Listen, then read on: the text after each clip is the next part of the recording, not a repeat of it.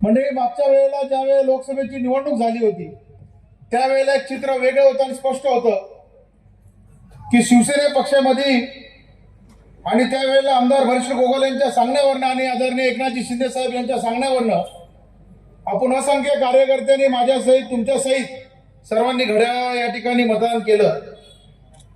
ते पाप आपल्या हातून या ठिकाणी घडलं त्याबद्दल तुमची सर्वांची मनापासून दिलगिरी व्यक्त करतो। परत आयुष्यामध्ये ते पाप आम्ही घडून देणार नाही। मी सांगून टाकलेलं आहे की रायगडच्या राजकारणात सर्व होईल परंतु राष्ट्रवादी काँग्रेस सोबत आता यापुढे युती होणार नाही म्हणजे नाही। म्हणजे मागच्या वेळेला ज्यावेळेला लोकसभेची निवडणूक झाली होती त्यावेळेला एक चित्र वेगळं होतं आणि स्पष्ट होतं की शिवसेना पक्षामध्ये आणि त्यावेळेला आमदार हरीश गोगोल यांच्या सांगण्यावरनं आणि आदरणीय एकनाथजी शिंदे साहेब यांच्या सांगण्यावरनं आपण असंख्य कार्यकर्त्यांनी माझ्यासहित तुमच्यासहित सर्वांनी घड्याळ या ठिकाणी मतदान केलं। ते पाप आपल्या हातून या ठिकाणी घडलं त्याबद्दल तुमची सर्वांची मनापासून दिलगिरी व्यक्त करतो।